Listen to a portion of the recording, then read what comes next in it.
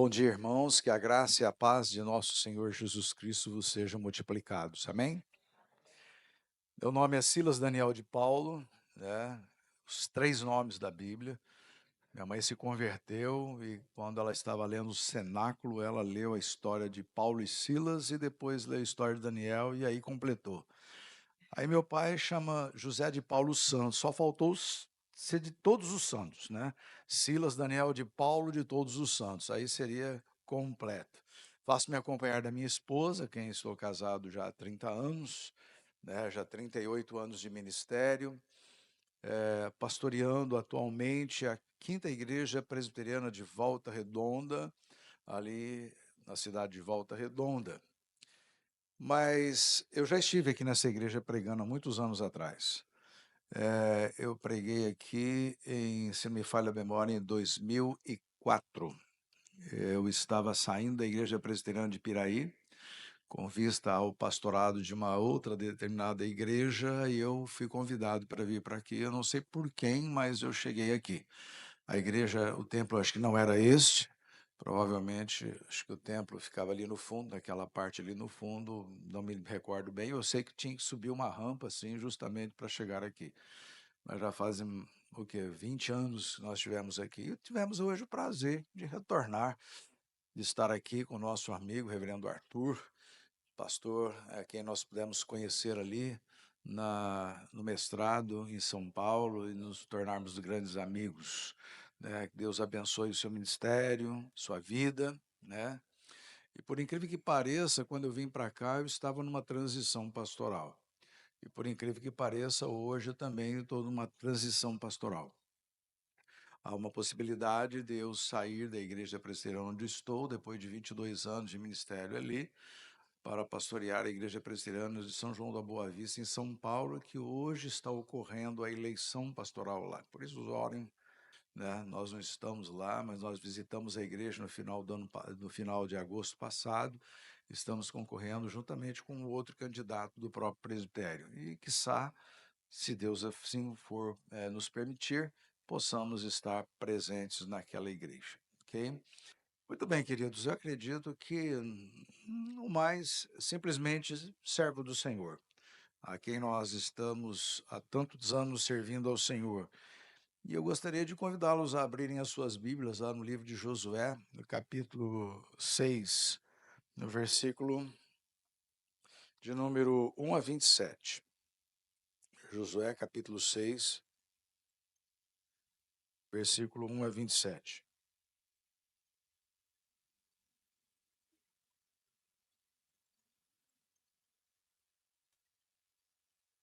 Josué, capítulo 6, verso 1 até o versículo 27. Ora, Jericó estava rigorosamente fechada por causa dos filhos de Israel. Ninguém saía nem entrava. Então disse o Senhor a Josué: Olha, entreguei na tua mão Jericó, o seu rei e os seus valentes. Vós, pois, todos os homens de guerra rodeareis a cidade, cercando-a uma vez. Assim fareis por 6 dias. 7 sacerdotes levarão 7 trombetas de chifre de carneiro diante da arca. No 7º dia rodeareis a cidade 7 vezes, e os sacerdotes tocarão as trombetas. E será que, tocando longamente a trombeta de chifre de carneiro, ouvindo vós o sonido dela, todo o povo gritará com grande grita. O muro da cidade cairá abaixo, e o povo subirá nele, cada qual em frente de si. Então Josué, filho de Num, chamou os sacerdotes e disse-lhes: Levai a arca da aliança, e 7 sacerdotes levem 7 trombetas de chifre de carneiro adiante da arca do Senhor. Disse o Senhor, disse ao povo: Passai e rodeai a cidade, e quem estiver armado, passe adiante da arca do Senhor. Assim foi que, como Josué dissera ao povo, os 7 sacerdotes, com as 7 trombetas de chifre de carneiro, diante do Senhor, passaram e tocaram as trombetas, e a arca da aliança do Senhor o seguia. Os homens armados iam adiante dos sacerdotes que tocavam as trombetas, A retaguarda seguia após a arca, e as trombetas soavam continuamente. Porém, ao povo ordenara Josué, dizendo: Não gritareis, nem fareis ouvir a vossa voz, nem sairá palavra alguma da vossa boca, até o dia em que eu vos diga: gritai, então gritareis.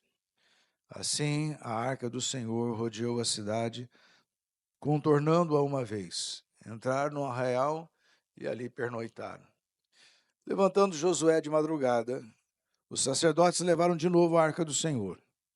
Os 7 sacerdotes que levavam as 7 trombetas de chifre de carneiro diante da arca do Senhor iam tocando continuamente. Os homens armados iam adiante deles e a retaguarda seguia após a arca do Senhor, enquanto as trombetas soavam continuamente.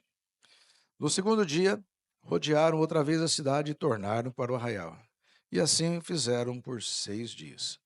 No sétimo dia, madrugaram ao subir da alva, e da mesma sorte rodearam a cidade 7 vezes. Somente naquele dia rodearam a cidade 7 vezes. E sucedeu que na 7ª vez, quando os sacerdotes tocavam as trombetas, disse ao povo: Gritai, porque o Senhor vos entregou a cidade. Porém, a cidade será condenada, ela e tudo quanto nela houver. Somente viverá Raabe, a prostituta, e todos os que estiverem com ela em casa, porquanto escondeu os mensageiros que enviamos. Tão somente guardai-vos das coisas condenadas, para que, tendo-as vós condenado, não as tomeis, e assim torneis maldito o arraial de Israel e o confundais. Porém, toda a prata e ouro e utensílios de bronze e de ferro são consagrados ao Senhor e irão para o seu tesouro.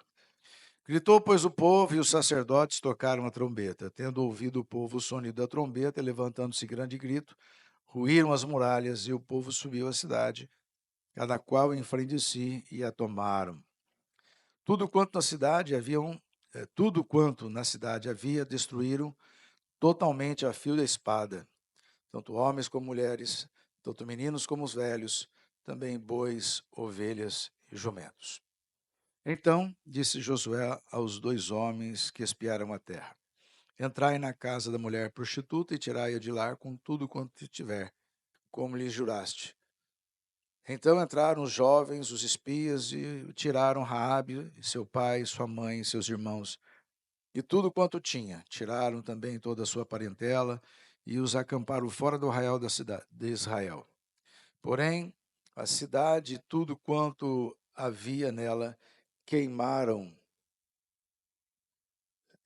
Tão somente a prata e ouro e os utensílios de bronze e de ferro deram para o tesouro da casa do Senhor. Mas Josué conservou com vida a prostituta Raabe e a casa de seu pai e tudo quanto tinha. E habitou no meio de Israel até o dia de hoje, porquanto esconderam os mensageiros que Josué enviara a espiar Jericó. Naquele tempo, Josué fez o povo jurar e dizer: Maldito diante do Senhor seja o homem que lhe se levantar e reedificar essa cidade de Jericó. Com a perda do seu primogênito, lhe porá os fundamentos, e a custa dos mais novos as portas. Assim era o Senhor com Josué, e corria sua fama por toda a terra. Senhor, que tu nos dê misericórdia nesta manhã, para levar a tua palavra aos corações que aqui estão ávidos para ouvi-la e serem edificados. Usa-nos, ó Deus, como porta-vozes teu, a fim de que possamos, assim, ser a tua boca ao coração, falando ao coração daqueles que aqui estão. Derrama sobre nós tua graça e poder, é o que nós rogamos em nome de Jesus. Amém. Amados, depois da morte de Josué, nós podemos, ou melhor, depois da morte do líder de Israel, Moisés, Josué assume por determinação a direção do povo de Deus. Sentiu-se pequeno demais, pois era de fato tamanha a responsabilidade de levar aquele povo para a terra prometida. No entanto, Deus lhe confortou, lhe encorajou e lhe fortaleceu, como descritas as palavras lá no início, no capítulo 1, versículo de número 9. Não te mandei eu. Muito obrigado, irmã. Ser forte e corajoso, não temas, nem te espantes, porque o Senhor teu Deus é contigo por onde quer que andares. Desde o Egito, Josué acompanhou todos os feitos portentosos de Deus e sabia que ele não abandonaria em nenhum momento da sua vida, mas a cada nova experiência, diante de determinadas situações, faz com que nossas convicções elas sejam questionadas. Estavam agora diante das muralhas de Jericó. Estavam diante agora de uma cidade fortificada. Estavam diante de uma cidadela. Portanto, meus irmãos, a cidade de Jericó ocupava uma área aproximada de 32 quilômetros quadrados. Era protegida por muros altos de quase 10 metros de altura por 6 metros de largura, dividido em dois. O primeiro, de um dos 2 metros de espessura, e o interno, de 4 metros de espessura, sendo que entre um e outro muro havia um vão de 5 metros. Dizem que as sentinelas, soldados que montavam guarda em cima dos muros, poderiam ser avistados de longe. Era realmente, na época, uma cidade inexpugnável, colossal. Amados, há enormes muralhas que se erguem diante da igreja. Há enormes muralhas que se erguem diante do povo de Deus. Há enormes muralhas que ergam-se diante da sua própria vida em particular. E às vezes impede que a igreja, tanto a igreja quanto você, vivencie um poderoso avivamento. E essas muralhas, elas precisam ser removidas. Não importa o seu tamanho, as suas dimensões, elas precisam ser removidas. Mas parece que quando nós estamos diante dela, algumas coisas acontecem que nós ficamos um tanto quanto quedados ao chão. Alguns obstáculos que precisam ser removidos, que se levantam à nossa frente, bem como a necessidade de remover obstáculos que se arraigam em nossos corações. Somente assim podemos experienciar um avivamento genuíno. E eu gostaria de falar nesta manhã a respeito disso. Assim como havia um novo obstáculo para Josué enfrentar, entraves que precisavam ser removidos para que a vitória fosse conquistada, também para a igreja experienciar um avivamento. A você que está diante de uma muralha e precisa dessa vitória, é necessário remover alguns empecilhos. E nós veremos quais são os empecilhos dentro desse texto que nós precisamos remover da nossa vida. Eu gostaria que você me acompanhasse com o texto da palavra de Deus aberto. Por gentileza, um minutinho só.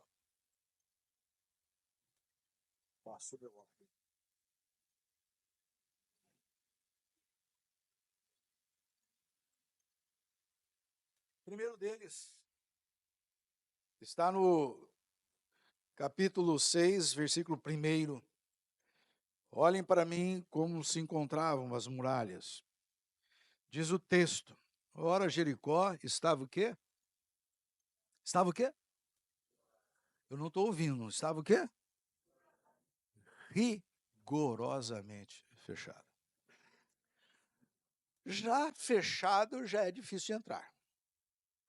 Agora imagine rigorosamente fechado.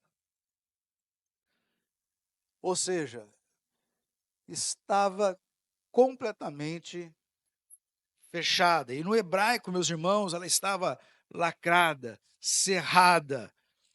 Essa declaração no hebraico é enfática e indica que as portas não estavam apenas fechadas, mas estavam protegidas por ferrolhos. Isto porque os moradores temiam o povo que estava lá fora para conquistá-la. Sabiam que algo terrível estava para acontecer. O povo de Deus era um povo que andava pelo deserto e estava chegando já à terra prometida. E eles já ouviram falar do poderoso Deus desse povo. E com certeza as muralhas se encontravam rigorosamente fechadas. Meus irmãos, a igreja está inserida dentro de um contexto ruim, mau. E nós precisamos fazer tanta diferença que as pessoas possam sentir que o Deus que rege a nossa igreja, Ele é um Deus poderoso e elas precisam ficar assustadas com esse Deus e às vezes não somente sobressaltadas, mas elas precisam perceber que existe um Deus verdadeiro pela igreja, através da igreja que o serve. Para experienciar um avivamento, você precisa entender que nada que está diante de você possa intimidá-lo.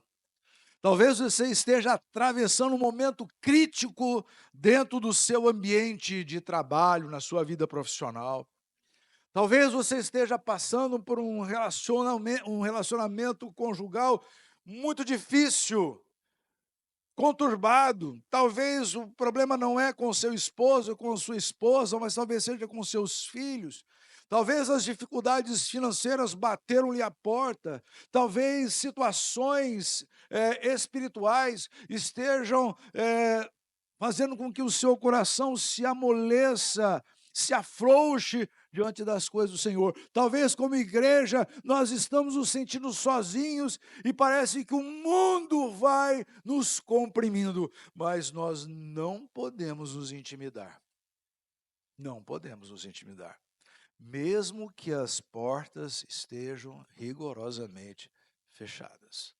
Amados, quantas vezes Deus pede que nós enfrentemos determinadas situações com as quais nos intimidamos, porque nós não vislumbramos uma saída. Então o jeito é desistir. É desistir do casamento. É desistir da vida profissional. É desistir diante das circunstâncias financeiras. É desistir da fé. É desistir de servir ao Senhor.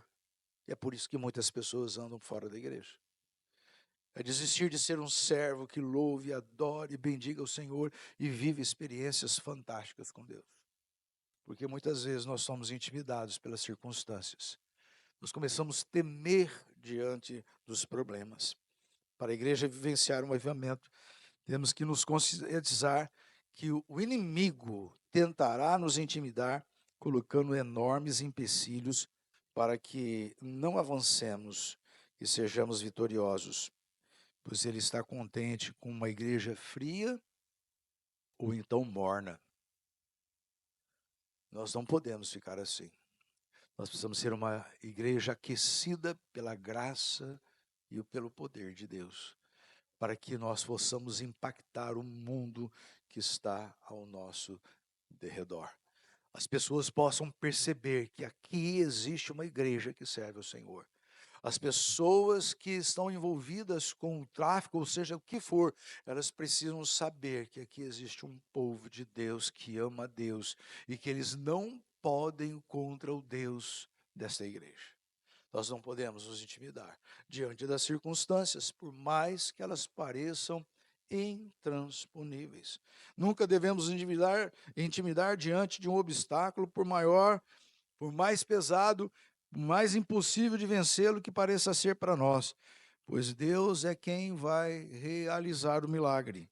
O povo de Israel nós podemos ver que estava diante do Mar Vermelho.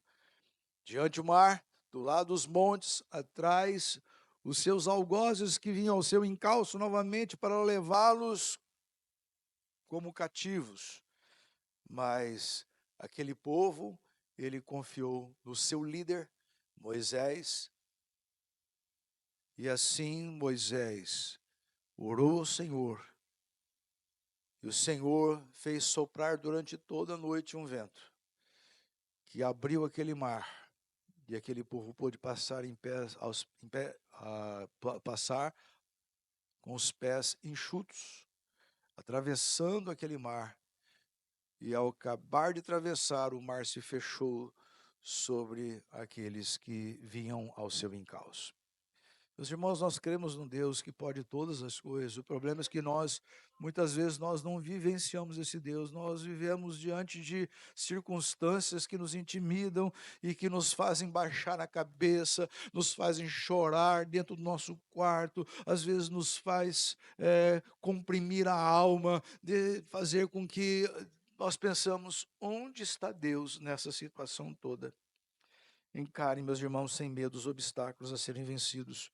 Olhe para as muralhas, por mais que sejam intransponíveis aos nossos olhos, pela fé, elas hão de ruir, e o avivamento na sua vida acontecerá. Mas há uma segunda coisa que eu gostaria de destacar nesse texto. Confie na promessa do Senhor. Eu gostaria que você observasse o que diz o texto no versículo 2, para que você consiga remover obstáculos, que lhe impede a vitória. Você tem que confiar na palavra do Senhor. O que diz o versículo 2 do capítulo 6? Vamos juntos ler? Então disse o Senhor a Josué: Olha, entreguei na tua mão, Jericó, o seu rei e os seus valentes. Eu quero perguntar para vocês de que forma o texto está. Eu entreguei. Deus não está dizendo assim, olha, se tudo der certo, eu vou entregar. Mas eu já entreguei essa cidade nas tuas mãos. Olhe para o teu problema. Olha para a circunstância que você está atravessando. Deus está dizendo para você, eu já entreguei para você a tua vitória. Ponto final. É só você acreditar. Você tem que ter fé. Você tem que confiar na promessa do Senhor. Se Deus diz, eu lhe entreguei na sua mão o que lhe trava a vitória, e você duvida disso, então a minha pergunta é, como você há de triunfar? Certa feita, um alpinista, ele foi subir uma montanha, e ele é um cara muito experiente, e de repente veio uma nevasca muito forte, o céu enegreceu, e ele escorregou e sentiu seu corpo despencando daquele despenhadeiro, e de repente deu um tranco à corda e ele ficou suspenso. Não podia ver nada ao seu redor, nenhuma luz, tudo escuro. Aí então ele começou a pensar o que ele faria. Quando ele ouviu uma voz: corte a corda. Mas se eu cortar a corda, eu não estou vendo nada. Se eu já estou caindo, eu vou cair mais ainda. Corte a corda. Mais uma vez a voz disse: corte a corda. E ele relutou, relutou, e ali morreu. Quando a equipe de resgate chegou, ele estava apenas a 3 metros de altura do chão, congelado, preso à corda. Sabe o que é isso? Muitas vezes, meus irmãos, a fé, a gente não vislumbra o que pode acontecer, mas nós sabemos que com Deus ela pode sempre acontecer o melhor. Portanto, corte a corda. Confie na promessa do Senhor. Se foi a principal Se a fé foi a principal responsável pela queda da muralha de Jericó, assim nós encontramos registrado lá no capítulo 11 de Hebreus, verso 30. Alguém pode ler para mim esse texto, por gentileza? Hebreus, capítulo 11, verso 30, em alto e bom som.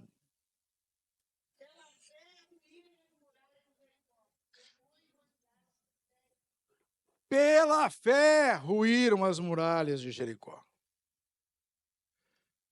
Não foi pelo poder do povo de Israel,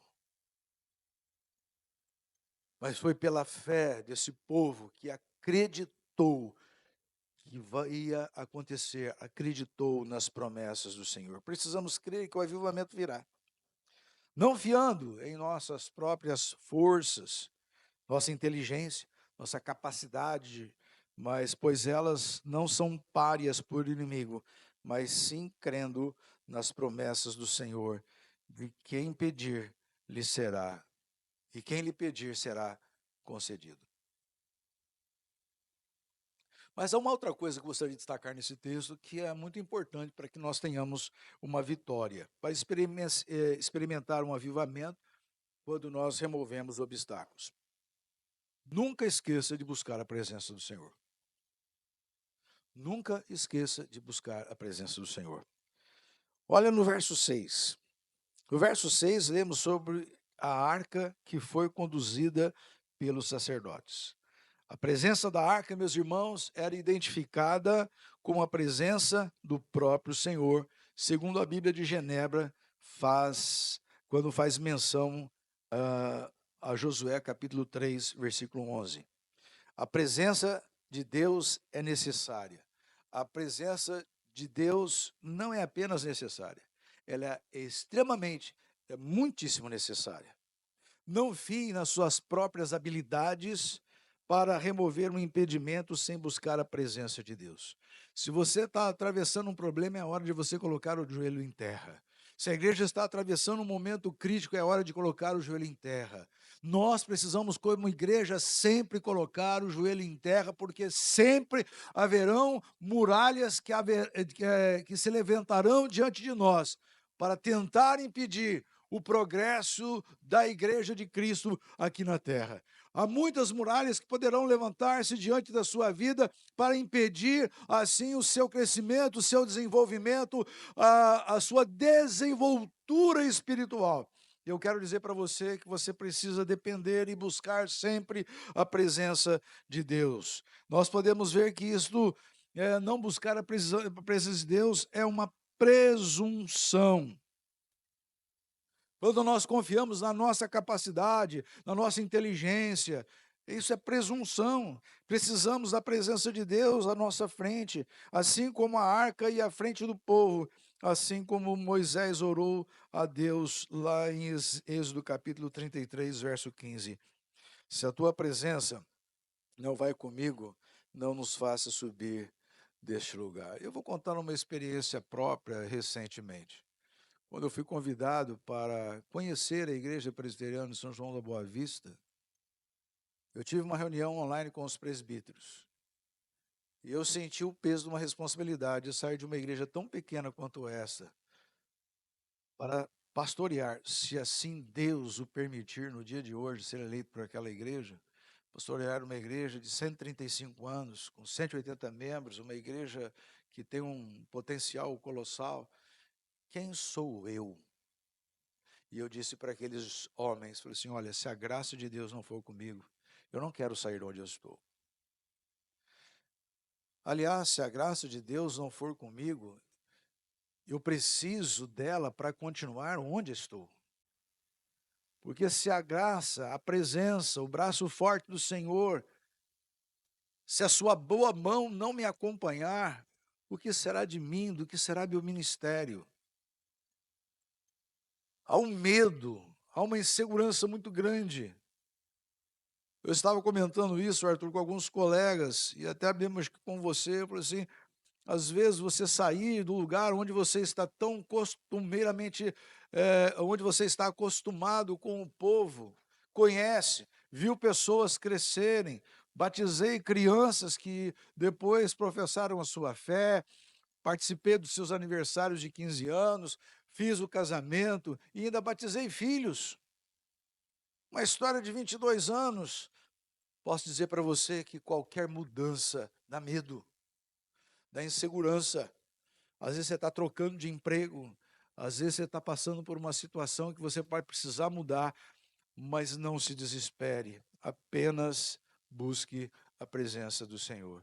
Porque se o Senhor não for com você, Ele não vai fazer você subir daquele lugar. Se o Senhor não quiser que eu vá para aquela igreja, eu não irei, eu vou ficar tranquilo. Sabe por quê? Porque eu sei que a presença do Senhor estará comigo onde Ele quer que a planta do meu pé pise. No entanto, se Ele me mandar para lá ou para outro lugar qualquer desse mundo, eu tenho que ter sempre a presença dele ao meu redor. A presença de Deus é animadora, assim como os filhos, o filho se anima com a presença do seu pai numa situação intrincada, pois ele sabe que seu pai vai dar conta do recado. Você já foi criança? Você já passou por algum momento em que você soltou a mão do seu filho, ou melhor, o seu filho soltou, ou você soltou a mão do seu pai e se viu numa situação perdida? Já aconteceu isso com filhos meus, e posso dizer uma coisa para vocês: para o pai, então, dá um sentimento de angústia muito grande. Mas para o filho, ele se sente perdido. Mas quando ele sente o toque da mão do pai, a presença do pai, e descanso traz. É assim que deve ser a nossa vida. Nós, às vezes, somos crentes, queridos, nós estamos cansados de ouvir sobre essas promessas, mas nós não colocamos em prática na nossa vida. Às vezes, como pregadores, nós também ouvimos falar, mas diante de determinadas circunstâncias, nós também nos achamos um tanto quanto pesados demais para nós. Basta confiar no Senhor. Só uma relação íntima, santa com o Senhor, poderemos desfrutar de um avivamento que venha do trono da graça de Deus. Mas há uma quarta coisa que eu gostaria de discutir com vocês, expor a vocês, melhor dizendo. Persevere em seu objetivo, ainda que não vislumbre de imediato o resultado. Olhe para mim o versículo 12 e o versículo de número 14 do texto. Diz assim, 12 e 14. Levantando-se Josué de madrugada, os sacerdotes levaram de novo a arca do Senhor. Versículo 14. No segundo dia, rodearam outra vez a cidade e tornaram por arraial, e assim o fizeram por 6 dias. Às vezes, quando nós pedimos algumas coisas a Deus e Deus não responde de imediato aquilo que nós estamos precisando, parece que uma angústia sendo criada dentro de nós. Eles foram, ao primeiro dia, rodearam a cidade. Segundo dia, rodearam a cidade. Terceiro dia, quarto dia, já estou ficando cansado de rodear essa cidade. Nada acontece. O Senhor já disse que deu a cidade para nós. Já está seguro. Mas por que tem que rodear tanto? Eu rodeei uma vez, rodeei 2, 3, 4, 5, 6, 6 vezes, 6 dias direto. Meus irmãos, parece que o desânimo bate à porta do coração quando não vislumbramos de imediato os resultados dos nossos esforços, das nossas orações. E o avivamento pareça algo que esteja tão distante de acontecer. Mas tenha paciência. Deus quer nos ensinar que nós devemos confiar nele e ter paciência. Saiba esperar, mesmo que você tenha que rodear várias e várias vezes aquele obstáculo que está impedindo um resultado feliz na sua vida em particular, familiar ou então eclesiástica. Veja bem, meus irmãos, a voz de Deus no comando, a voz do comando de Deus, ela tem que ser dada no tempo certo. Portanto, saiba esperar a voz do comando de Deus. Não seja impaciente como Naamã, que não quis se banhar nas águas do Jordão depois de convencido por um servo dele. ele resolveu, foi curado da sua lepra, mas teve que banhar 7 vezes também. E nós observamos, meus irmãos, que uma outra coisa aconteceu, seja perseverante, ainda que você não vislumbre nenhuma nuvem no céu. Você se lembra daquela circunstância onde que Elias estava ali com o seu servo, e ele falou assim: olha, você sobe lá naquele monte, conforme está registrado em 1 Reis, capítulo 18, verso 41 a 46. Olha, sobe naquele monte, vê se você vê alguma nuvem no céu. Meus irmãos, havia anos que não chovia sobre a face da terra. Aquele jovem foi lá e subiu aquele monte, olhou para o céu, como diz ali, era o céu de brigadeiro, estava limpo, não tinha uma nuvem no céu. E foi a segunda vez, e foi a terceira, e foi a quarta. Eu acho que aquele camarada falou assim: mas Elias está meio chato hoje, né? Está me mandando subir tantas vezes. Já falei para ele que eu não vi nada. Para que eu vou subir? Tenha paciência e obedeça a voz do comando daquele que está diante de você, que é o seu Deus. Basta isso. E ele foi, e quando subiu pela última vez, ele viu uma nuvem do tamanho da palma da mão de um homem. E quando ele disse para Elias, Elias falou assim: ó, corre que vem chuva. E eles correram e a chuva os alcançou. Amados, simplesmente obedeça, pois a obediência é uma das chaves da vitória. Fé e obediência. As vozes, as nossas armas não são carnais. Não foi usado dinamite, não foi usado bomba, pólvora, nem foram realizadas reuniões estratégicas militares, mas tão somente a fé e obediência, porque as armas da nossa milícia não são carnais, mas sim poderosas em Deus para destruição de fortalezas. Assim afirmou Paulo quando escreveu a sua segunda carta aos Coríntios, capítulo 10, versículo 4. Deus prometeu a vitória, o povo creu e obedeceu e recebeu. O avivamento ocorre quando nós exercemos nossa fé e obediência, independente de vislumbrarmos de imediato um resultado. Meus queridos, e por último, eu gostaria de tratar sobre utilize a estratégia divina. Utilize a estratégia divina. A estratégia da conquista de Jericó era construída em torno da Arca da Aliança de Deus. Não havia sentido algum nessa estratégia, e ela envolvia dar voltas na cidade, na última volta, volta sétupla, finalizando com gritos, e então uma muralha da cidade seria destruída. Uma estratégia maluca aos olhos dos grandes estrategistas militares. Veja o versículo 9 do capítulo 6. E os homens armados iam adiante dos sacerdotes que tocavam as trombetas. E a retaguarda seguia após a arca, e os sacerdotes sempre tocando as trombetas. E os sacerdotes sempre tocando as trombetas. Note que até aqui nada aconteceu. Somente os sacerdotes estão tocando aquela trombeta que é conhecida como chofar, uma trombeta, uma buzina, conforme os versos 9 e 13. Parece que algo muito improvável que o simples toque de uma trombeta poderia ocasionar no mundo físico. Aquelas muralhas eram inexpugnáveis.